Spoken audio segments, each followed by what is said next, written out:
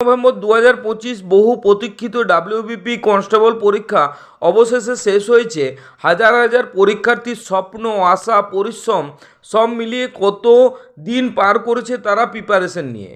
সেই পরীক্ষা কেন্দ্রে সাধারণ পরীক্ষার্থী থেকে শুরু করে সিভিক ভলেন্টিয়ার, সহযোগী পুলিশ কর্মীরাও কিন্তু অংশ নিয়েছিলেন। মন ঢেলে তারা পরীক্ষা দিয়েছেন এবং জয়ের উদ্যমে তারা কিন্তু পরীক্ষা দিয়েছেন। এখন সবার মনে বিভিন্ন প্রশ্ন উঠলো, ঠিক হয়েছে তো? মার্কস কেমন দাঁড়াবে? আর সবচেয়ে বড় কথা হলো কাট অফ কত যেতে পারে? সমস্ত প্রশ্ন এবং উত্তর রাজ্য পুলিশের দক্ষ এবং কর্তব্যপরায়ণ সাব ইন্সপেক্টর মণিভূষণ স্যার নিজের ফেসবুক পেজে তুলে ধরেছেন এই সমস্ত প্রশ্ন। তাই ভিডিওর অল ক্রেডিট মাননীয় শ্রী মণিভূষণ স্যারের ফেসবুক পেজের। এখানে শেষ নয়, বিভিন্ন প্রতিযোগিতামূলক পরীক্ষার বহু বছরের অভিজ্ঞ সম্পন্ন কম্পিটিটিভ টিচারদের মতামত এবং বিশ্লেষণ যুক্ত করছি এই ভিডিওর মধ্যে। তাই আপনাদের সকলের কাছে অনুরোধ, আপনারা ভিডিওটা প্রথম থেকে শেষ পর্যন্ত দেখবেন। যদি ভিডিওটা একটু ভালো লেগে থাকে দয়া করে একটা লাইক করবেন। চ্যানেল নতুন হয়ে থাকলে এরকম ভিডিও পেতে চ্যানেলটা সাবস্ক্রাইব করে দেবেন এবং আপনারা কমেন্টে জানাবেন আপনার পরীক্ষা কেমন হয়েছে এবং আপনি কত পেতে পারেন। আমি কোশ্চেন পেপার হাতে রয়েছে, আমি কিছু উত্তর বলবো, তার সঙ্গে আজকে কাট অফ কেমন যাবে সেটাও বলবো। কোশ্চেন গুণগত মানটা মেডরের থেকে হাই হয়েছে, মানে খুব ভালো কোশ্চেন হয়েছে। তো এক্ষেত্রে আমি কিছু উত্তর সঙ্গে বলে দিচ্ছি। যে নদীগুলির উৎস একই জায়গা থেকে হয়েছে সেটা হচ্ছে উত্তর হবে ব্রহ্মপুত্র, সিন্ধু, তিব্বত থেকে হয়েছে। আচ্ছা, এরপরে রয়েছে পরিপাককারী এনজাইম মানুষের লালারসে থাকে, এটা হবে হচ্ছে এমাইলেজ। লিপ ইয়ার কোন সালটা, সেটা 2004 সাল হবে। সূর্যের নিকটবর্তী দুটো গ্রহ হচ্ছে, এটা হবে হচ্ছে বুধ এবং শুক্র গ্রহ হবে।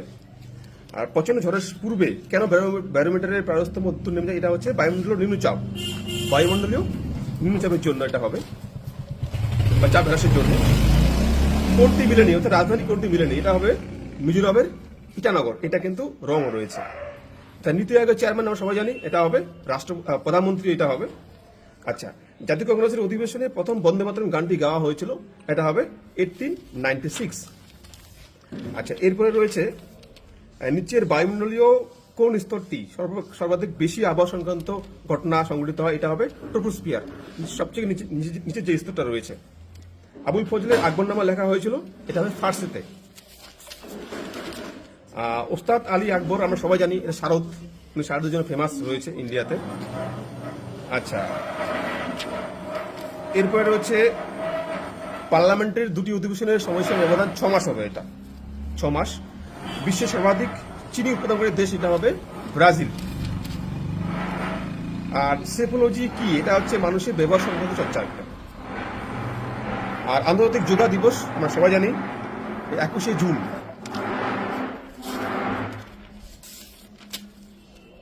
এরপর রয়েছে কোন রাজ্যগুলি বাংলাদেশের সীমানাকে স্পর্শ করেনি, এটা হবে পশ্চিমবঙ্গ, অসম, ত্রিপুরা এবং মিজোরাম।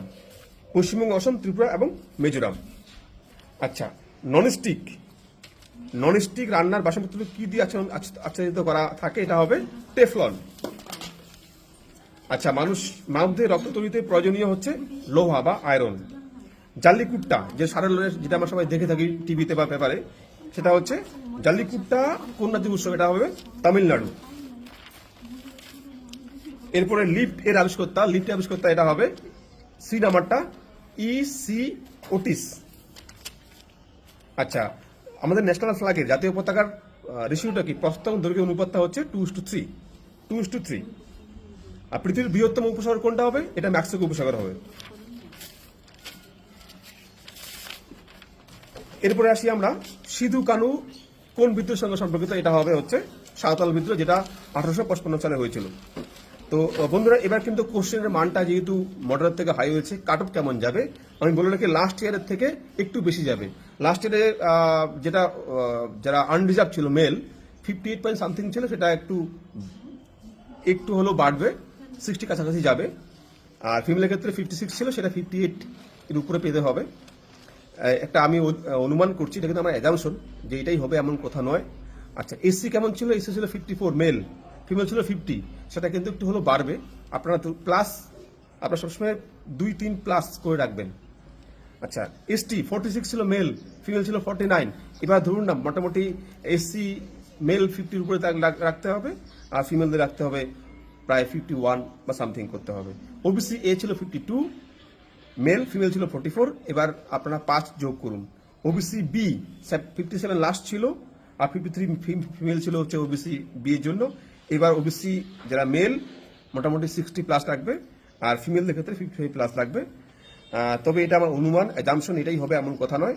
সিভিক ভাইদের কথা বলছি, সিভিক ভাইদের কিন্তু কাট অফটা অনেক কম যায়। আপনাদের কাট অফটা আপনার লাস্ট ইয়ারগুলো মিলিয়ে নেবেন, তার সঙ্গে আপনারা 10 যোগ করবেন। কারণটা হচ্ছে এবার কম্পিটিশনটা সিভিকদের মধ্যে অনেকটা বেড়েছে।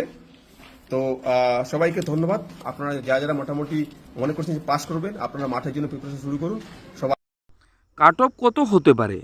বড় বড় কম্পিটিটিভ এক্সামের টিচারদের অভিজ্ঞতা অনুসারে প্রশ্নপত্র দেখে তারা অনুমান করতে পারছেন যে জেনারেল মেলদের জন্য 55 থেকে 60 এর কম হতে পারে যদি অ্যাটেন্ডেন্স কম হয়। তার পরিপ্রেক্ষিতে জেনারেল ফিমেলদের জন্য 45 থেকে 46-এর মধ্যে থাকবে। অ্যাটেন্ডেন্স কম হয় সেক্ষেত্রে ওবিসি বির ক্ষেত্রে 40 থেকে 45 হতে পারে, এর কমও হতে পারে বা এর বেশিও হতে পারে।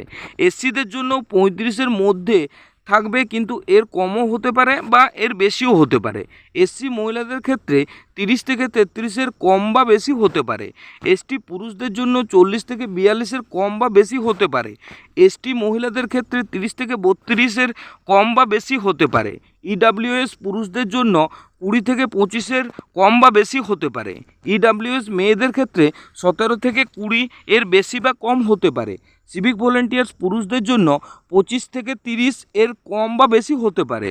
সিভিক ভলেন্টিয়ার্স মহিলাদের জন্য 20 থেকে 25 এর কম বা বেশি হতে পারে। এবং আদার্স যে সহযোগী পুলিশ কর্মী আছে তাদের ক্ষেত্রে মিনিমাম 20 ধরে রাখতে পারেন। তো আশা করি সমস্ত বিষয়টা আপনারা বুঝে গেলেন। আজকের ভিডিওটা বাস এইটুকুই। ভালো লেগে থাকলে লাইক করবেন, চ্যানেল নতুন হয়ে থাকলে চ্যানেলটা সাবস্ক্রাইব করে দিয়ে পাশেই থাকবেন।